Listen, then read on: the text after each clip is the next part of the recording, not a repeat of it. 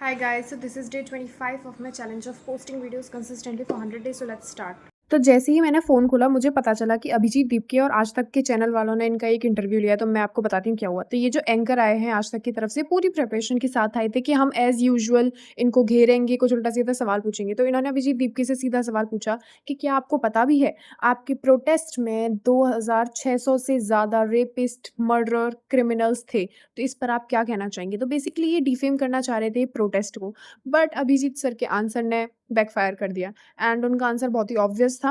इन्होंने कहा कि ठीक है 2600 क्रिमिनल्स थे, लेकिन क्रिमिनल्स बाहर छूटे कैसे? ये तो गवर्नमेंट की ज़िम्मेदारी है, इसमें तो पुलिस वालों की गलती है। पुलिस किसके अंडर आती है? होम मिनिस्टर के। होम मिनिस्टर किसके अंडर है? अमित शाह के, because he is the home minister of India, right? तो अगर 2600 क्रिमिनल्स बाहर घूम रहे हैं, बेल पर छूट रहे हैं एंड व्हाट नॉट, तो इसमें कहीं न कहीं गलती सिस्टम की है, अमित शाह की है, ना कि हमारी। हाँ, और अभिजीत दीपके सर ने अपना ये भी बोला कि उन्होंने इस बात को स्टार्टिंग ऑफ द प्रोटेस्ट से ही कहा है कि डिफेम करने के लिए प्रोटेस्ट को बीजेपी वाले कुछ ना कुछ घटिया हरकत करेंगे, जो उन्होंने करी भी। कुछ इसमें आरएसएस के भी गुंडे थे, ये बात हम सबने देखी है। इस रील्स, सोशल मीडिया पे हमने ये वीडियोज़ देखी हैं कि कैसे उन गुंडों ने बीच में आके सिविल ड्रेस में ही आके लोगों को पीटना चालू कर दिया जो प्रोटेस्ट में आए थे। पर गाइज़, अब मैं उम्मीद कर भी किससे रही हूँ, बिकॉज़ ये वही आज तक वाले हैं जो कि एक फेक इंसान को सीजेपी का स्पोक्स पर्सन बना के ले आए थे इंटरव्यू के लिए। आई मीन वो आदमी सीजेपी का स्पोक्स पर्सन है ही नहीं। सीजेपी का स्पोक्स पर्सन है सौरव दास, और जो वो आदमी था वो रैंडम ही था। उन लोगों का सोचो जो सिर्फ़ टीवी पे न्यूज़ देखते हैं ये सोच के कि वाओ! न्यूज़ देखना अच्छी बात है, उनका देखो कितना ब्रेन वॉश हो रहा होगा। जब वो आदमी सीजेपी का है ही नहीं तो तुम उसका इंटरव्यू ले ही क्यों रहे हो? फिर उसके बाद मेरी फीड में दूसरी वीडियो आती है जो कि बहुत ही शर्मसार है। तो हुआ ये कि a group of kanwariyas illegally vandalized a school van at Charak Crossing in Lucknow, Uttar Pradesh, after it grazed one of their motorcycles. Eyewitness said that Kavariyas pelted the van with stones and struck it with lathis for about 2 minutes straight, and used foul words for the school children who got so scared that they started crying on the streets. तो भाई ये बहुत ही शर्मसार video है। आप मतलब भगवान का नाम लेके आप कावड़ लेने जा रहे हो, आप फ्लेक्स कर रहे हो कि हम हिंदू हैं, हम ये हैं, सनातनी एंड ऑल, और आप फिर ये हरकतें कर रहे हो। अगर वैन बाइक से लग भी गई थी तो आप उसकी कंप्लेन करते, वैन वाला सॉरी बोलता, बात सिंपल थी। लेकिन आपको ऐसे वैन को तोड़ने की, बच्चों को डराने की, धमकाने की, गालियाँ देने की लड़कियों के सामने या बच्चों के सामने कोई ज़रूरत नहीं थी। ये वीडियो अराउंड 22-23 घंटे पुराना है, 1 दिन पूरा नहीं हुआ है, और ये सोशल मीडिया पर थोड़ी तेज़ी से फैल रहा है बिकॉज़ ये एकदम घटिया हरकत करी है। इन लोगों ने हिंदू धर्म का भी मज़ाक बना के रख दिया है। तो ये आरएसएस और बजरंग दल, वैसे तो मुझे तुम लोगों से उम्मीद है नहीं बिकॉज़ तुम काम की जगह कहीं भी नहीं पहुँचते, बट एटलीस्ट इस चीज़ का विरोध कर देना बिकॉज़ इन तीनों लड़कों ने बहुत ही गलत किया है।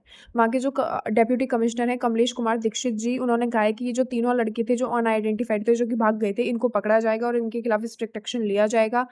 और ऐसे लोगों के खिलाफ हमें स्ट्रिक्ट एक्शन लेना भी चाहिए बिकॉज़ ये है एक्चुअल खतरा समाज के लिए। फिर उसके बाद गाइज़ मेरे पास ये एक और स्ट्रेसफुल रील आती है जो कि at the same time funny भी है। तो ये पीएम मोदी की 2013 की स्पीच है जिसमें ये लोगों से कह रहे हैं कि गाइज़, गैस महँगी हो गई, पेट्रोल महँगा हो गया, डीज़ल महँगा हो गया, महँगाई ऊपर तक जा रही है। उन्होंने ये भी कहा कि ऊपर वाले ने ऐसा सिस्टम सॉफ्टवेयर दिया है कि ये मोदी छोटा सोचता ही नहीं है।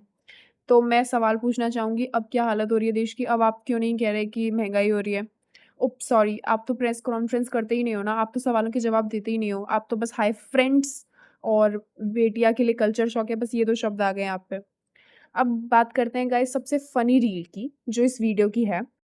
फिर इसके बाद गाइज़ बच्चे अब मीम बना रहे हैं। एक्चुअली बंकीपुर में ना बीजेपी की हार हो चुकी है, तो उसके बाद जेन ज़ी जितने भी बच्चे ना मीम बना रहे हैं। एक पुराना सॉन्ग है जिसके लिरिक्स हैं, धोखा नहीं दिया मोदी को, दिया राम को धोखा, विश्वगुरु बनने का गँवा दिया है मौका। ये वही सिंगर का गाना है जिसने वो गाना गाया है, कट जाओगे, मिट जाओगे, हो जाएगा अंत, फिर ना मिलेगा भारत को मोदी जैसा संत। तो बच्चे इस गाने पर मीम्स बना रहे हैं that andhbhakts after Modi didn't win this time, after BJP की गवर्नमेंट हट गई वहाँ से, ये मीम बना रहे हैं and it is way too funny.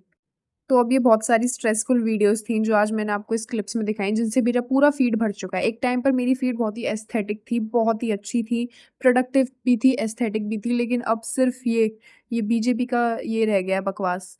तो प्लीज़ अच्छे-सा प्रोटेस्ट करना चाहिए हम लोगों को। ये सिर्फ़ मेरे लिए और देश के लिए नहीं, ये मेरी फ़ीड का भी सवाल है। Thank you for watching this video. Support Assam, support Jharkhand students protest as well. Support our whole India क्योंकि अभी पूरा देश ही खतरे में है. And yeah, support me too.